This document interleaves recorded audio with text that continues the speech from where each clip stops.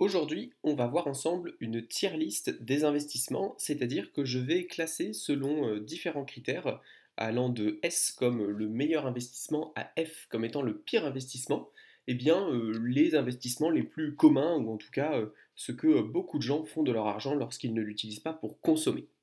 Alors pour commencer, on va commencer par l'investissement préféré des Français, c'est-à-dire le livret A. Le livret A aujourd'hui avec l'inflation, il a connu une augmentation de sa rémunération. Néanmoins, vu que l'inflation a augmenté, ça reste un placement qui eh bien, ne permet pas de capitaliser sur du long terme, mais ça reste un placement qui est extrêmement intéressant, de par déjà sa liquidité qui est totale, de par la garantie de capital qu'il apporte, et donc ça en fait effectivement un très bon moyen de placer de l'argent à court terme ou de garder de l'argent autre part que sur un compte courant, de manière à se faire moins attaquer par l'inflation.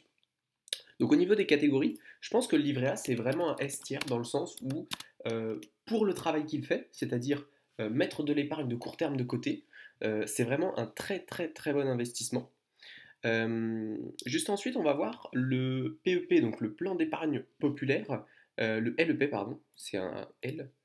Le LEP, c'est un peu le même principe que le livret A. La seule différence, c'est qu'il rapporte environ deux fois plus, donc à peu près l'inflation, sachant qu'il a des contraintes de revenus, c'est-à-dire qu'il faut déclarer gagner pas trop d'argent pour avoir le droit d'ouvrir et de conserver un LEP.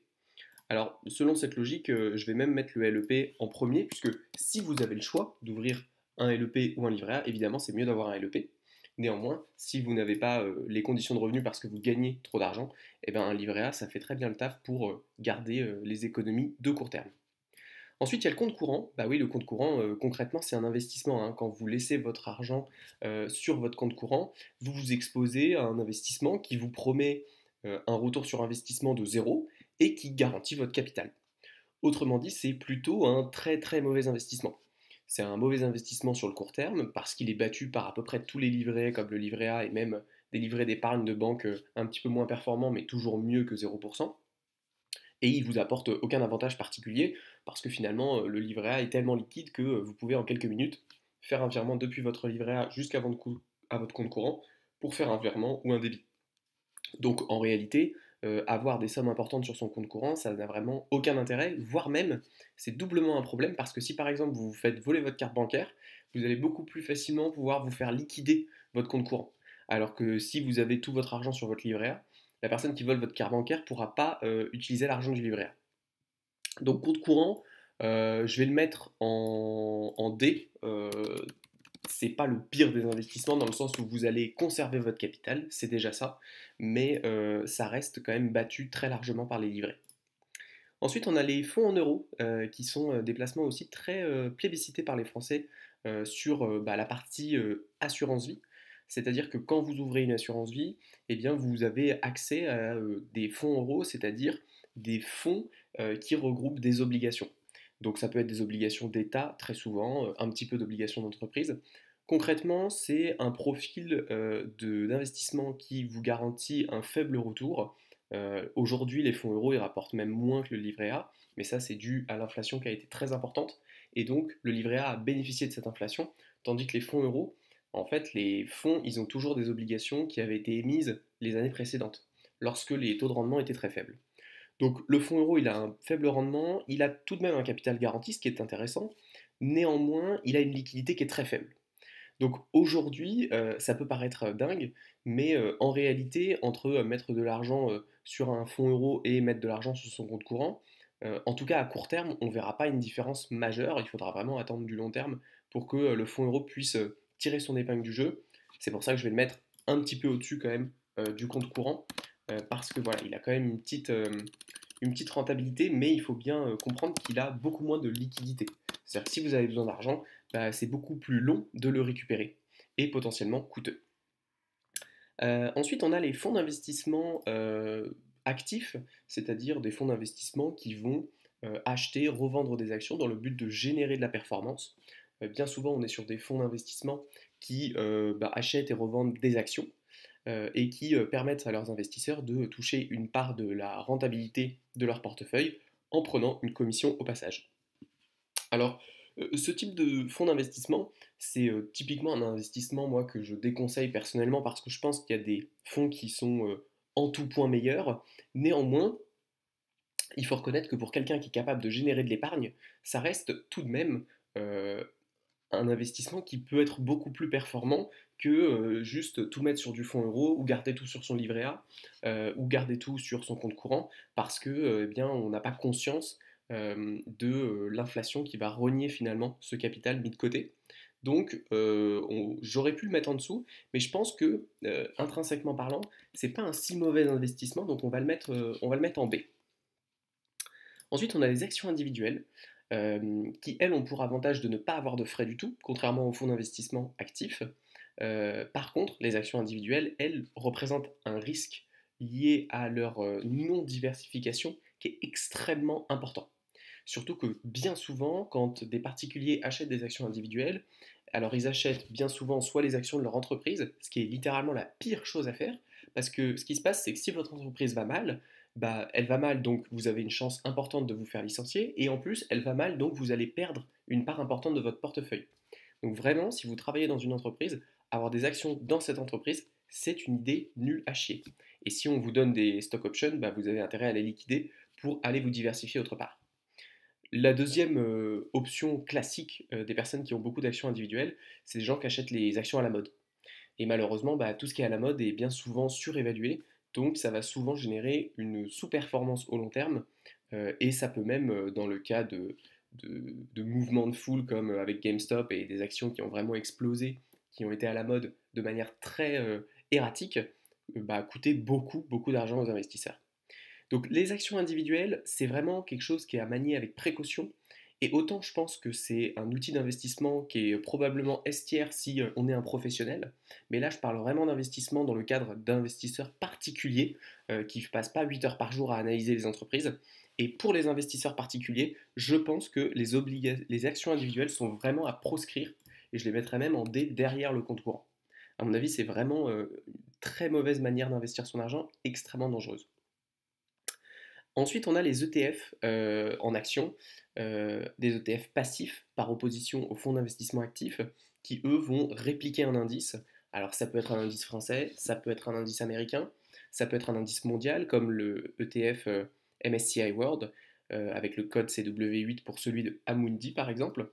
Ça, c'est pour moi la meilleure manière de capitaliser sur du long terme.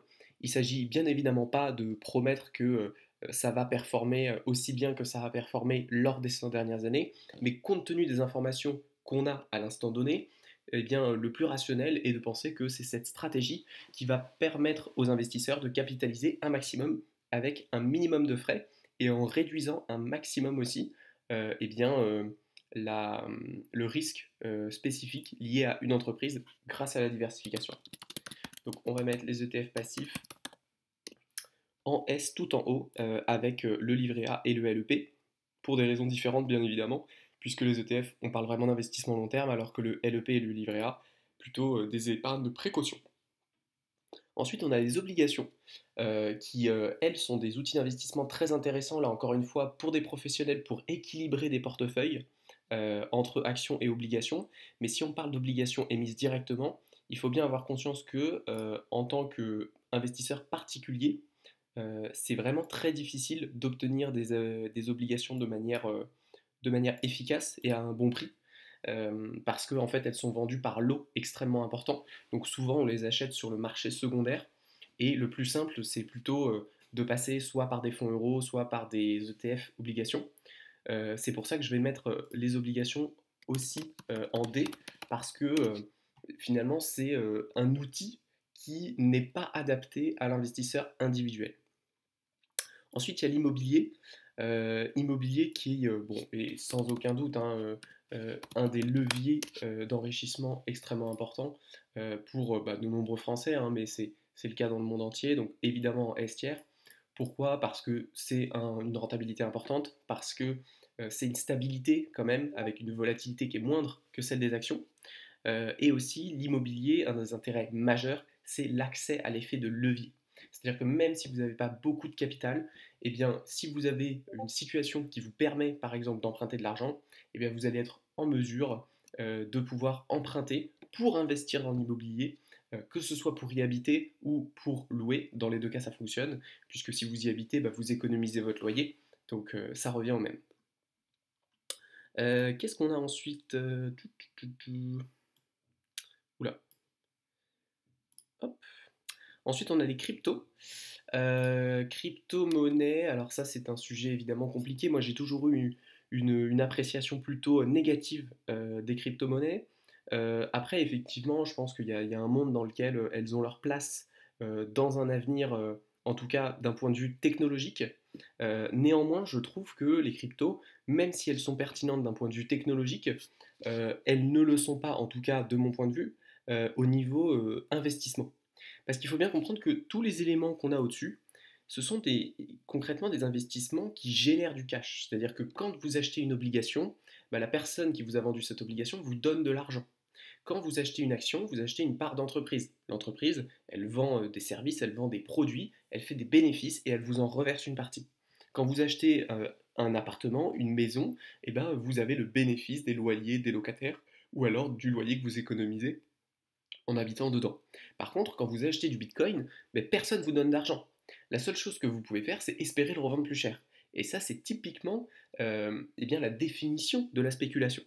Et c'est la raison pour laquelle moi je mettrais la crypto en D, parce que c'est pour moi quelque chose d'extrêmement risqué et qui n'est pas vraiment un investissement, mais uniquement de la spéculation. Encore une fois, ça ne veut pas dire qu'on ne peut pas s'enrichir en spéculant, hein. L'histoire nous l'a montré, mais au long terme et de manière statistique, c'est pas une très bonne alternative. Ensuite, on a tout ce qui est investissement alternatif. On en voit fleurir beaucoup sur Internet. Souvent, c'est des investissements qui sont très peu accessibles. La peinture, le vin, les montres, les collections, etc. Alors ça, encore une fois, il y a deux manières de voir les choses. Soit vous êtes un expert dans un domaine en particulier. Et dans ce cas-là, ça a probablement du sens pour vous, si vous êtes expert en montre, bah, de regarder effectivement quelle montre, etc. Parce que vraiment, vous avez finalement un avantage par rapport au marché, parce que vous comprenez pourquoi tel produit serait plus ou moins demandé. Néanmoins, là encore une fois, on parle d'un investisseur lambda qui n'a pas de compétences particulières. Dans ce cas-là, les investissements alternatifs sont extrêmement mauvais parce qu'ils vont engendrer des frais extrêmement importants. Et en plus, il va y avoir une volatilité sur le cours de ces biens qui est énorme. C'est même pire que la crypto-monnaie, mais on est vraiment dans le même principe de spéculation. C'est-à-dire que quand vous achetez une montre, une peinture, etc., eh bien, ça ne génère pas de cash. La seule chose que vous pouvez espérer, c'est le revendre plus cher. Et ça, c'est de la spéculation. Donc tout ce qui est investissement alternatif, moi je le mettrais en F. C'est vraiment, je pense, une très mauvaise classe d'actifs, sauf si on est expert dans un domaine en particulier. Ensuite, vous pouvez aussi investir votre argent en formation d'investissement. Alors ça, je le mets direct en F. Pour moi, c'est vraiment une très mauvaise idée, notamment si on parle d'investissement bourse, parce que il y a aujourd'hui un contenu disponible sur Internet qui est exhaustif.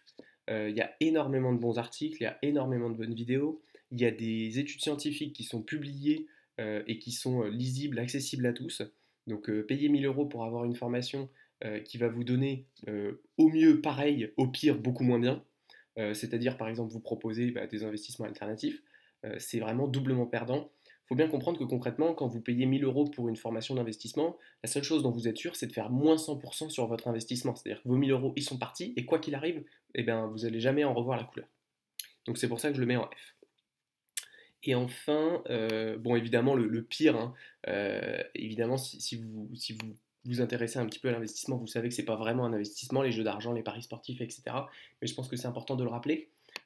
Tous ces éléments-là, évidemment c'est F, c'est la pire chose que vous pouvez faire avec votre argent, parce que concrètement vous êtes perdant, hein, quand vous jouez au casino, quand vous jouez aux paris sportifs, aux jeux d'argent, vous êtes toujours perdant, c'est le casino qui gagne. Donc ça ne veut pas dire qu'il ne faut pas jouer, hein, mais ça veut dire que si vous jouez, c'est pour vous amuser, et c'est pas pour gagner. Si vous voulez gagner, bah, il faut plutôt vous intéresser aux investissements qui sont en haut de cette liste. Mais pour s'amuser, c'est ok, hein, mais bon, dans ce cas-là, il faut avoir un budget défini et s'y tenir, c'est vraiment important. Donc voilà pour ma tier list. J'ai rien en A, qu'est-ce qu'on pourrait mettre? On pourrait mettre le livret A en A, plutôt que comme ça on est bien. Hop là. Et ben voilà pour cette vidéo, je vous remercie de l'avoir suivi et je vous dis à ciao pour la prochaine.